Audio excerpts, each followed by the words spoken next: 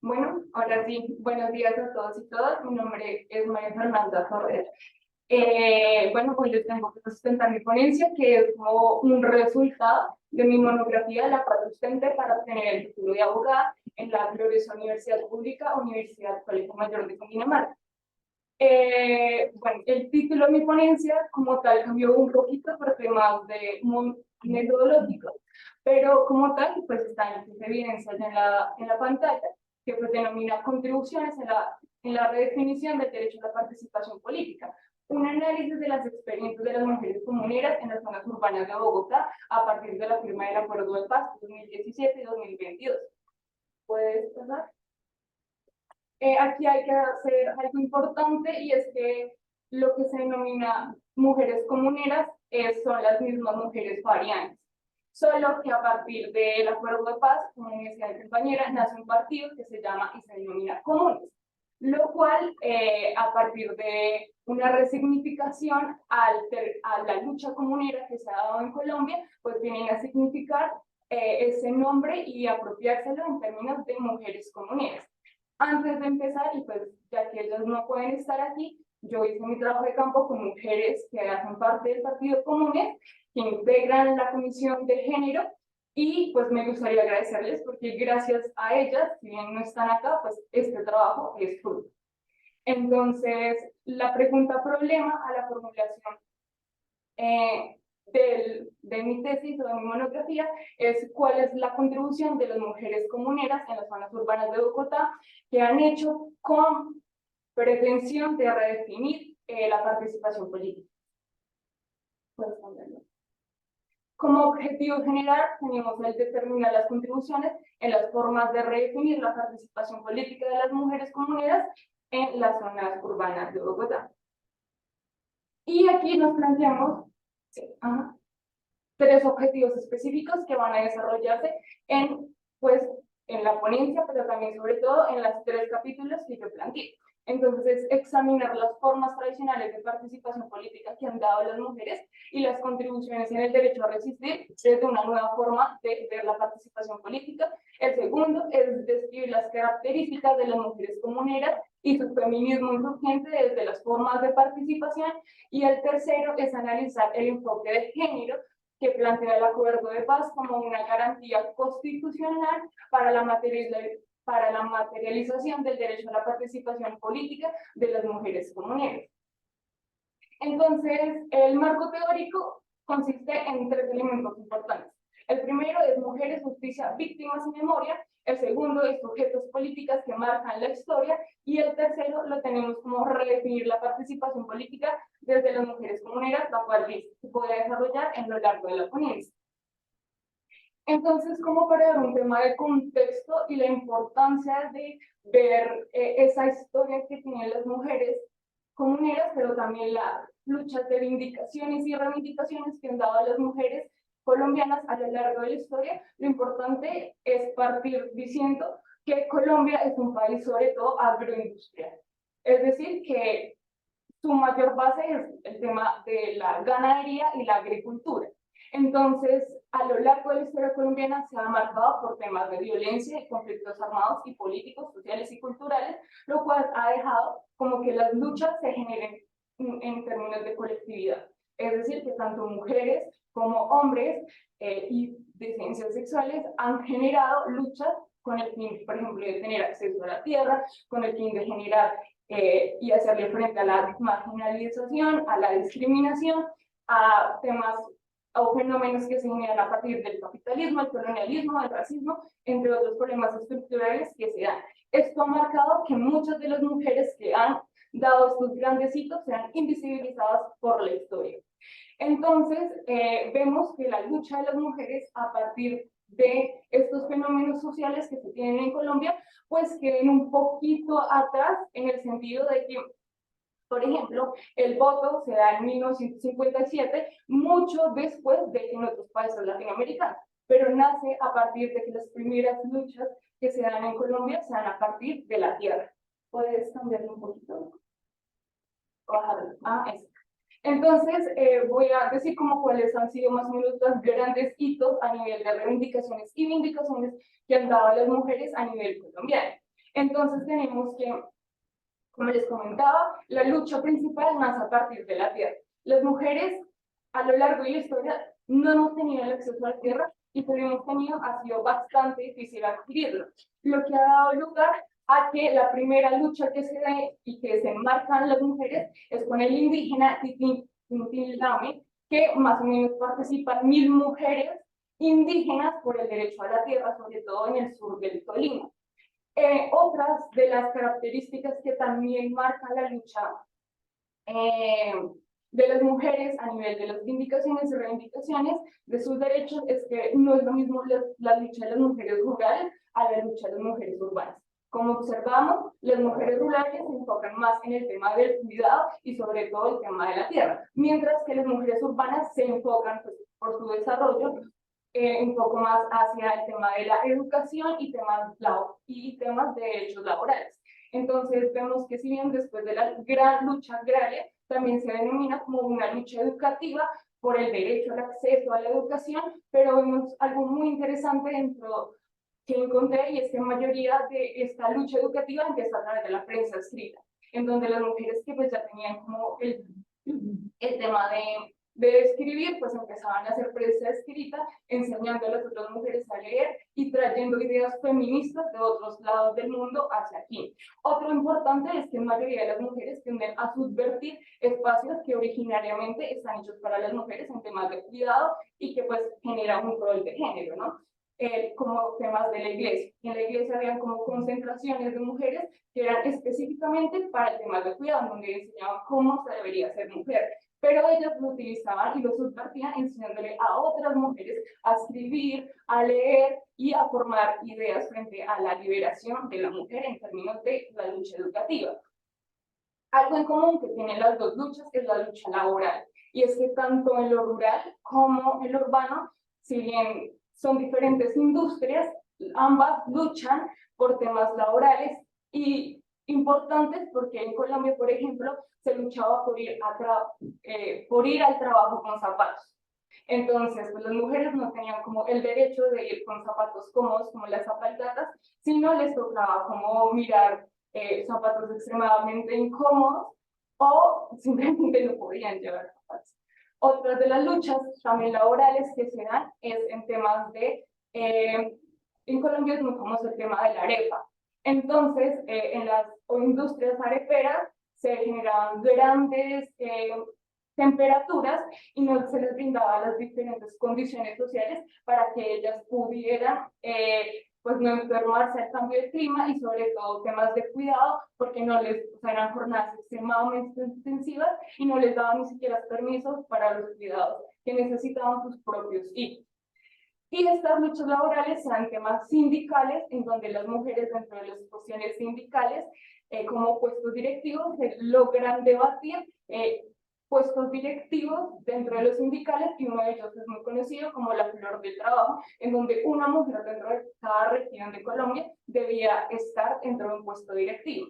Y esta lucha sindical se va muy propiamente a la lucha política, en donde a través de la representación política las mujeres empiezan a cuestionarse si en verdad los hombres, que si bien eran aliados en términos de que representaban sus ideales, en verdad generaban una representación frente a sus necesidades.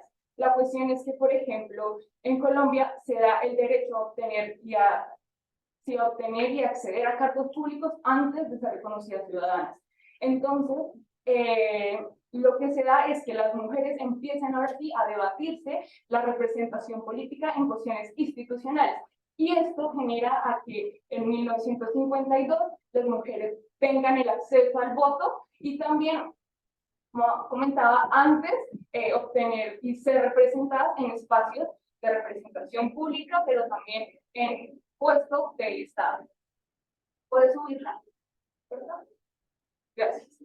Entonces, frente al tema de es necesario construir y reconstruir desde la voz de las mujeres comuneras, firmantes de paz, la historia de cómo ellas, como mujeres rurales, y también algunas como mujeres farianas, han logrado redefinir ese concepto de participación política.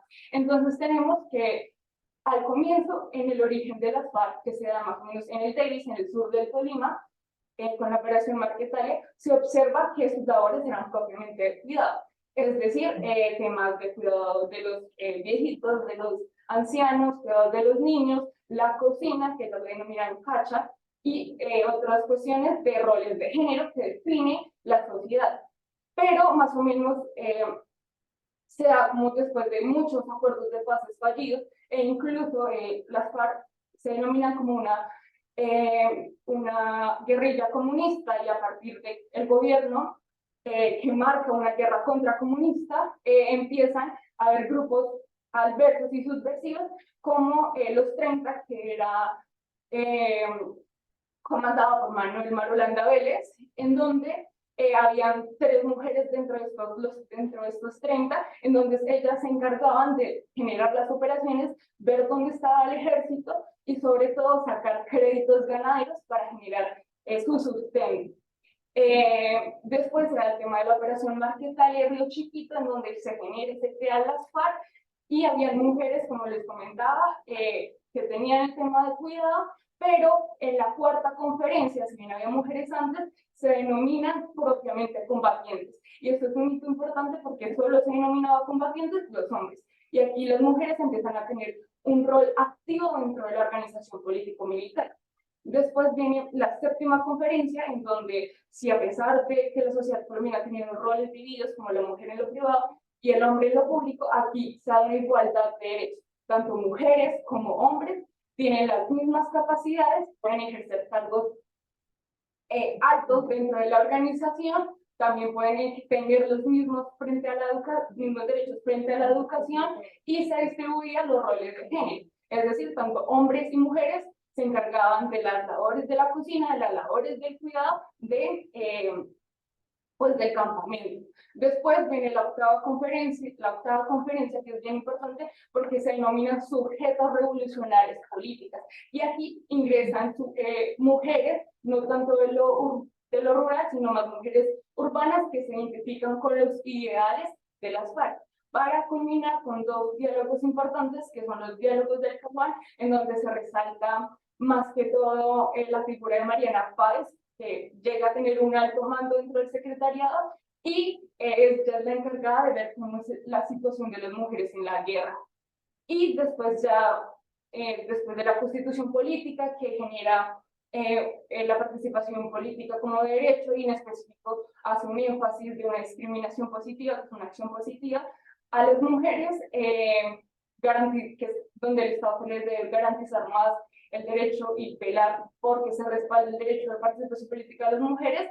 Viene el diálogo de La Habana y el acuerdo de paz en el 2016, en donde, como decía mi compañera, se plantea una comisión de género, y que concluye la Comisión Nacional de Mujer, Género y Diversidad, que plantea el partido, en donde se disputa a la mujer y le hace control a que en verdad la mujer tenga esa participación política, y cómo se puede llegar a redefinir esa participación en diferentes espacios, no solo institucional, sino, por ejemplo, desde abajo, en los barrios, en las comunas, que llega a redefinir ese concepto de participación política. Unos grandes hitos dentro del feminismo, dentro de las mujeres comuneras, es plantearse un feminismo a partir desde el feminismo socialista, y vienen a plantearse, como decía mi compañera, una apuesta teórica del feminismo urgente, y este concepto en específico ha sido bastante debatido dentro de la organización, lo cual deja una constancia bien importante, porque ellas siguen construyendo su postura política frente a los feminismos. Y esto hace que se incluyan muchas teorías feministas, como el feminismo comunitario, el feminismo popular, que llega a brindar una postura teórica frente a generar constantes discusiones que planteen y sobre todo generen una disrupción dentro de la sociedad patriarcal, capitalista y colonialista.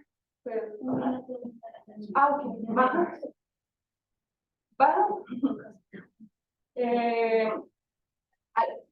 No, mentiras, baja. Baja. Como resultados y discusiones, como les comentaba, lo que hace que la importancia dentro de la sociedad, sobre todo dentro del derecho, es que el derecho a la participación política está, pero no se materializa. Es decir, que las desigualdades colombianas que se marcan en Colombia siguen estando. Las mujeres que son triplemente discriminadas por su raza, por su color, por su raza, por su género, por su condición social, incluso por su sexualidad y su género, genera que no tengan los accesos pertinentes para tener ese acceso y esa garantía a la participación política, y que las mujeres que ahorita estén solo sigan reproduciendo el patriarcado. Lo que ha hecho esta redefinición, esta subversión a la participación política, es que se tenga en cuenta esta discriminación, se vea desde la memoria, desde la memoria, desde las injusticias pasadas, para ver qué es lo que originó, qué lo sigue actualizando, y sobre todo empezar a construir desde esa injusticia que vivimos la justicia, esa justicia anagnética que si bien es para las víctimas, pero también para las mujeres víctimas del patriarcado, que no permite que accedan a ese derecho a la participación política. Entonces, ¿cómo reconocer este derecho a la participación política, que no es garantía, porque el Estado genera una eficacia simbólica, en donde dice, si hay participación política, dicta unas medidas, pero es pura legitimación del Estado y pura instrumentalización de la lucha política que han dado las mujeres, y más bien busca replantearse a través de espacios de incidencia y fortalecimiento organizativo como mujeres, unas nuevas apuestas de redefinir la participación política desde diferentes aspectos, como el derecho a la resistencia, que es un derecho reconocido en Colombia y universalmente dentro del sistema de derechos humanos. ¿Puedes bajarlo? Entonces, yo parto de como unas discusiones, y es que son importantes estas luchas para ver cómo las mujeres han tenido una gran lucha para reivindicar sus derechos, en específico el derecho a la participación política. Para eso, y parte de no tenerle miedo a la radicalidad, porque la radicalidad es aquello que nos permite ser coherentes con nuestros ideales en nuestra dinamicidad.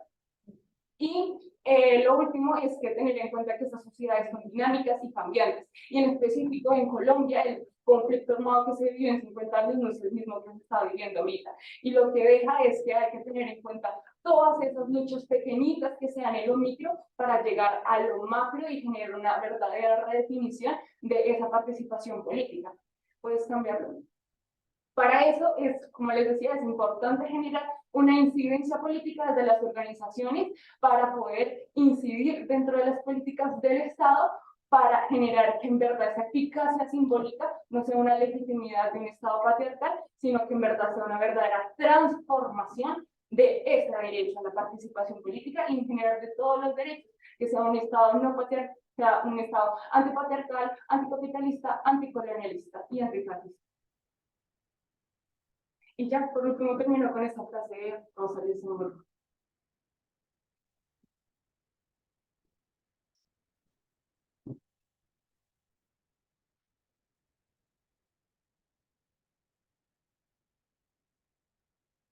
Bueno, muchas gracias María Fernanda por la presentación. En vista de que había otra ponencia que no ha llegado, podemos extender un poquito más el tiempo de discusión, y así también las ponentes pueden hablarnos sobre ciertos elementos que quizás les faltaron de su ponencia. Dicho esto, abrimos el debate. Las personas que quieran preguntar, vamos a ir en el mismo orden que se dieron las ponencias. O sea, primero preguntas para la primera exposición, y va a responder la persona que expuso, y luego preguntas para la segunda exposición. Así que, dicho esto, abro el debate por lo que deseen preguntar respecto de las presentaciones que se realizan.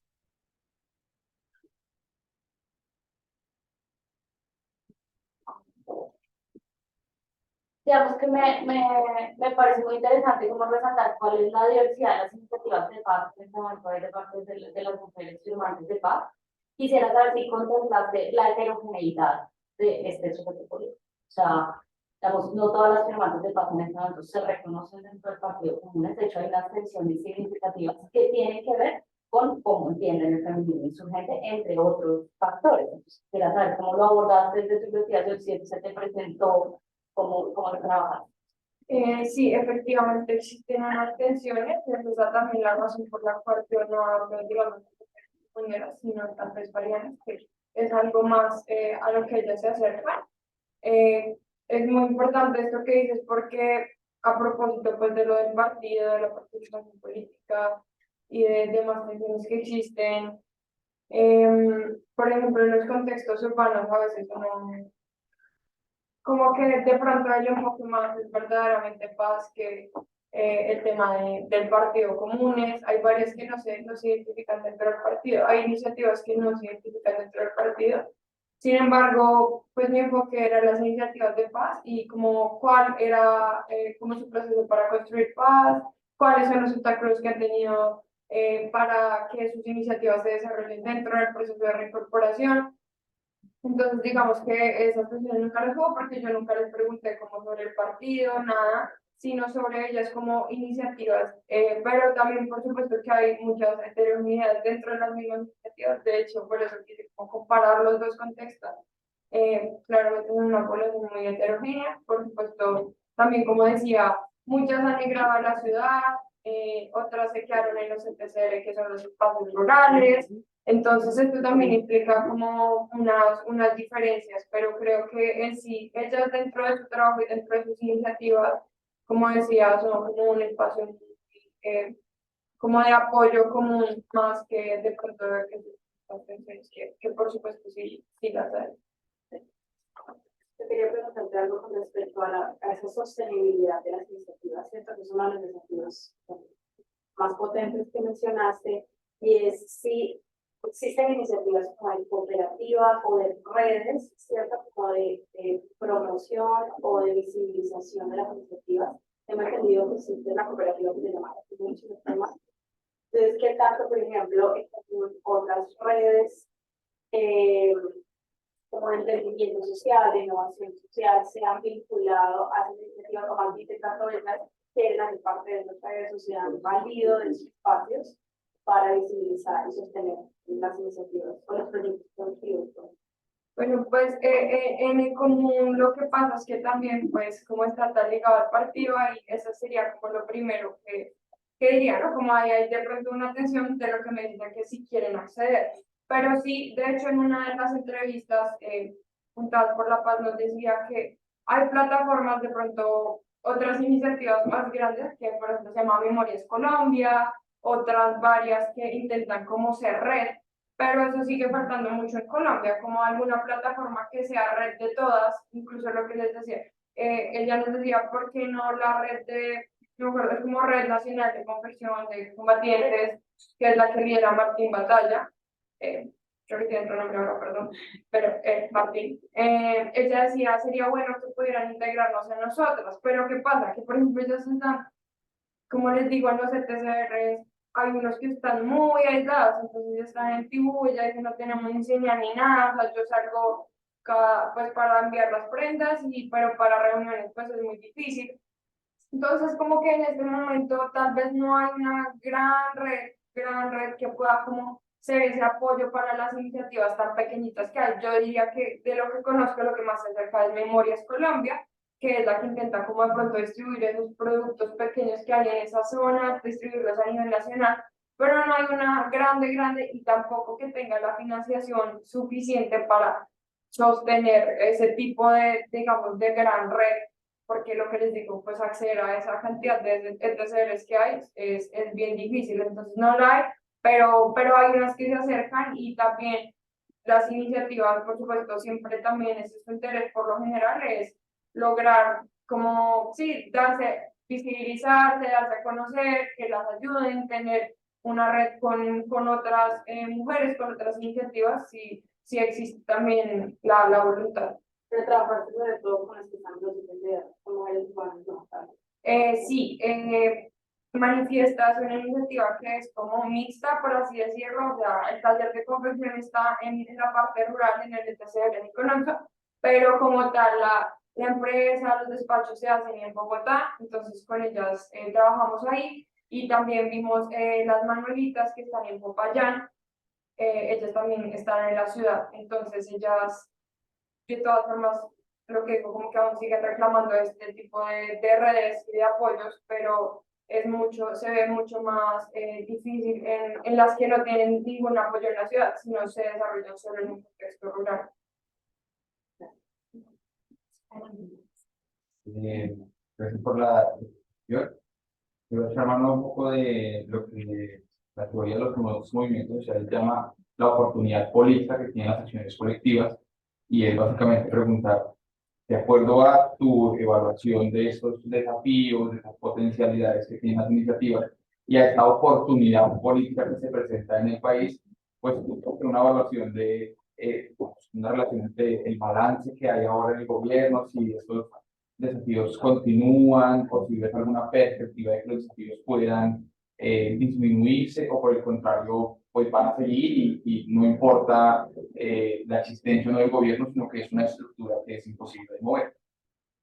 Pues yo creo que efectivamente existe unos problemas estructurales que ellas desde el principio han querido vencer y que, como les dije, es muy difícil acomodarse al contexto capitalista.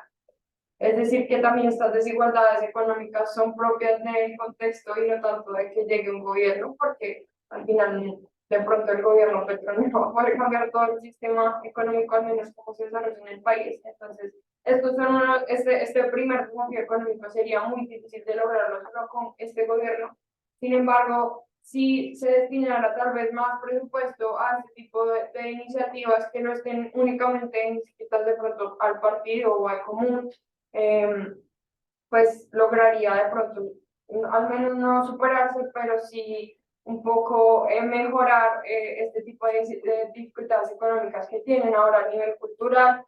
Yo creo que no es cosa de un gobierno, es cosa pues de que así es la sociedad en nuestro país y pues ellas también, ellas mismas lo han dicho, entonces eso ya es un trabajo más colectivo y de largo aliento, yo creo, pues de superar estos imaginarios patriarcales, pero también estos roles y un montón de otros obstáculos que se presentan.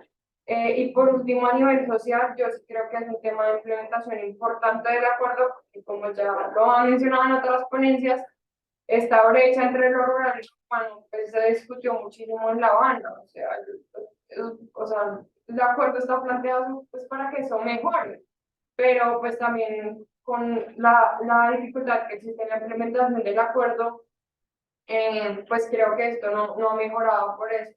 Sin embargo, si existiera como una voluntad que no es solo de voluntad política, es de financiación, es de muchas otras cosas para que se supere esta brecha, pues estas iniciativas podrían efectivamente superar estos desafíos como pues, lo que les decía, no hay educación, o sea, no tienen como la educación para marketing digital, o sea, todas las facilidades que tenemos nosotros que creemos que es como emprender y ya, ellos no lo tienen.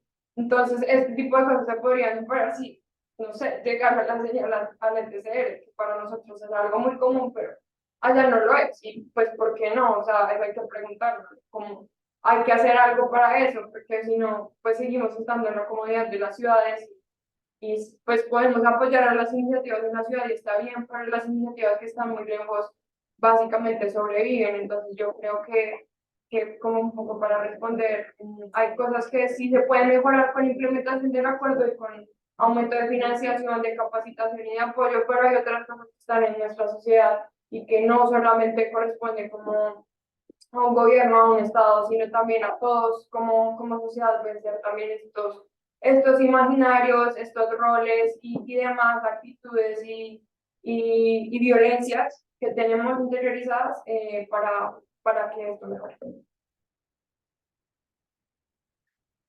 ¿Más preguntas para la primera exposición?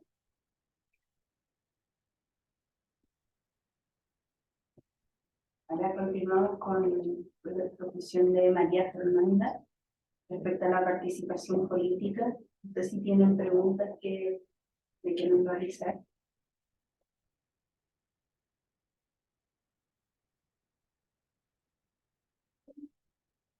¿Quieres cerrar la presentación con algo que te había faltado. Bueno, sí, de hecho me faltó bastante, pero sobre todo como tema más teórico.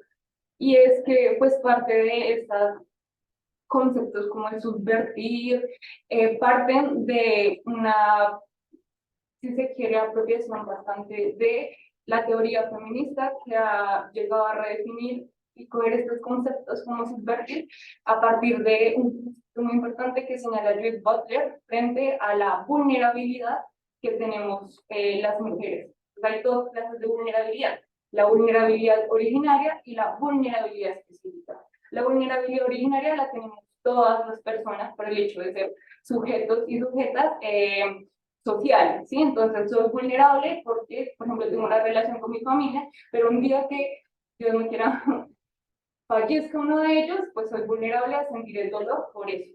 Pero hay unas vulnerabilidades específicas que se dan a través de unas estructuras sociales que generan pues discriminación, marginalización de sujetos en específico, que no están que no se coinciden a partir del concepto universal de hombre o el concepto universal de mujeres. Entonces, no es la misma vulnerabilidad que tiene una mujer rural a una mujer racializada, marginalizada en el campo.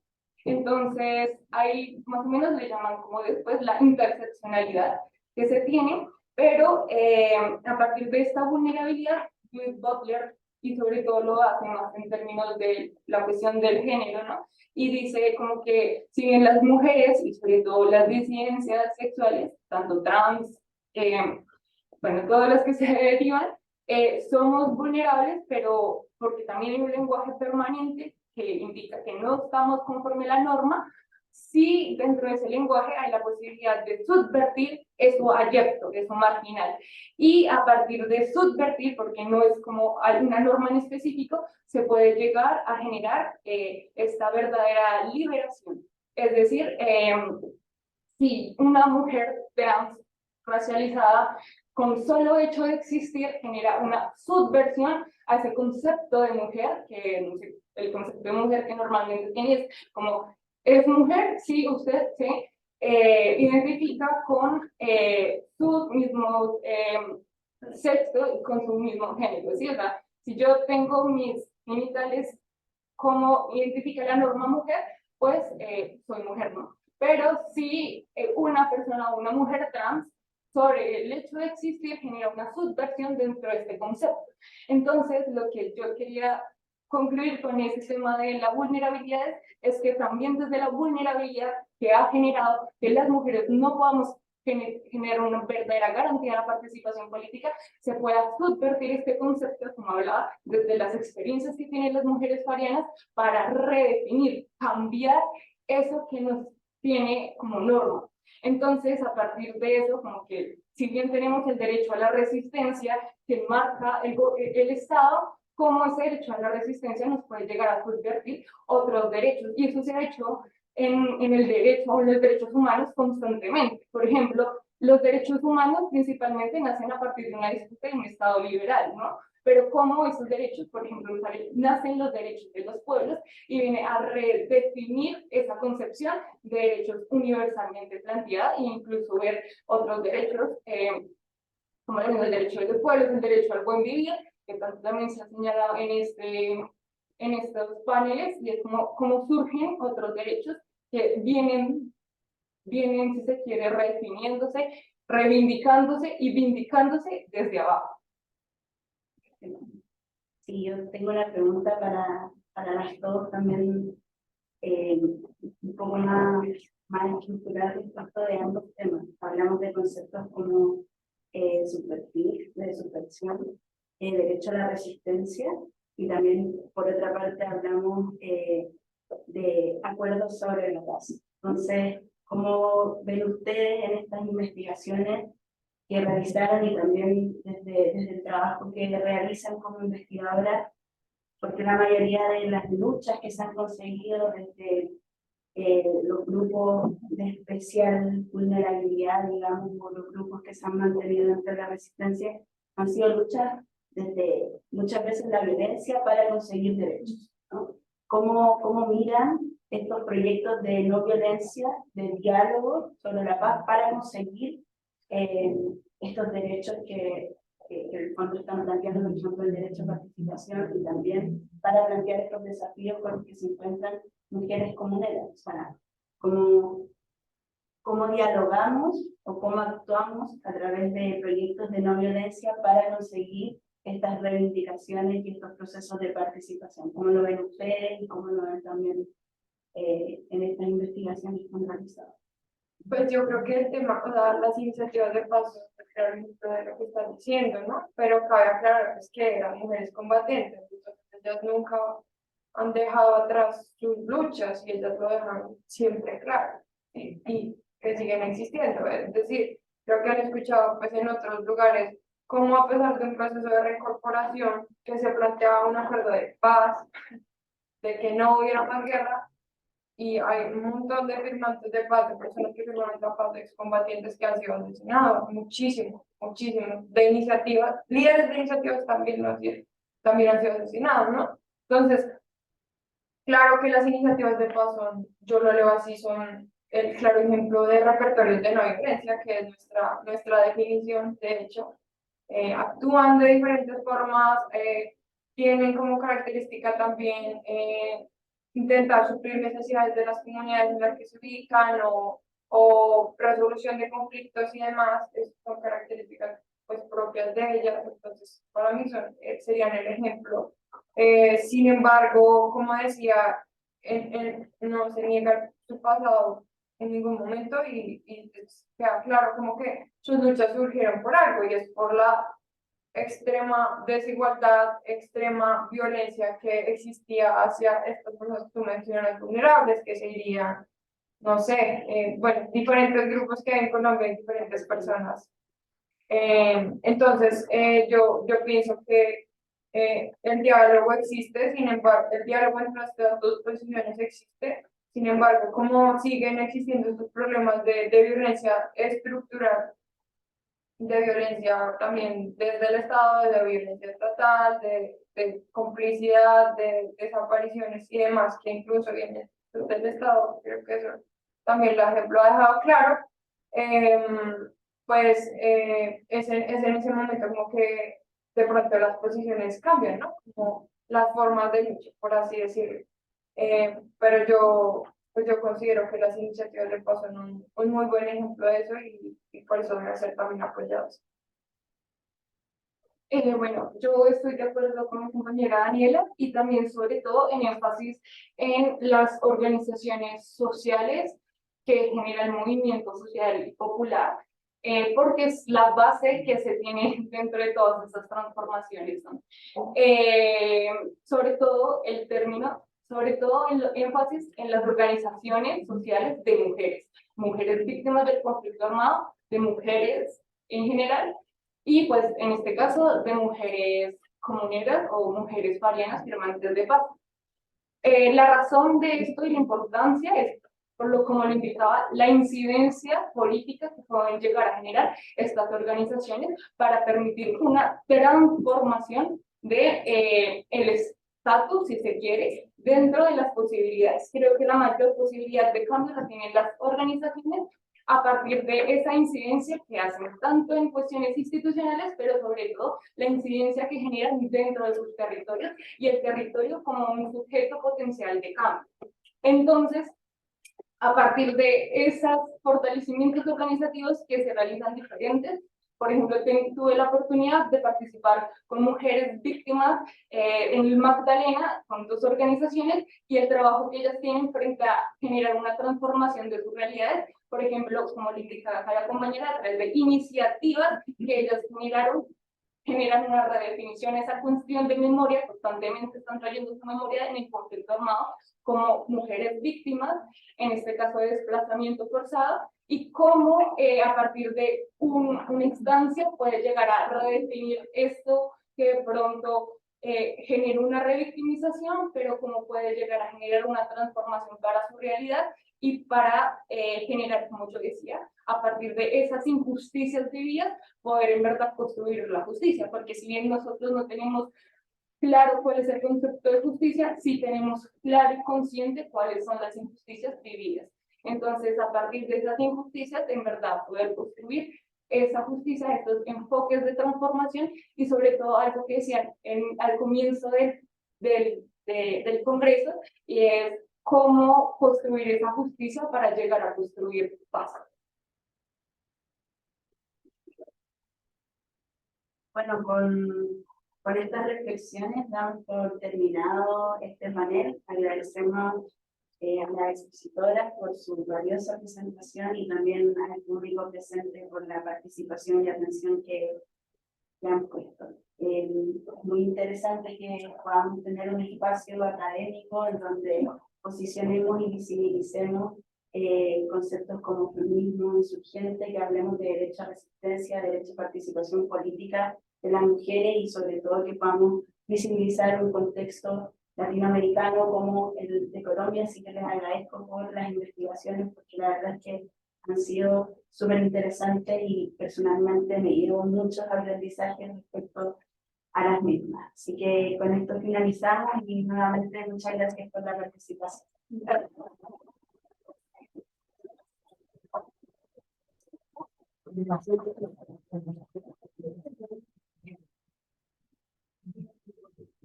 No,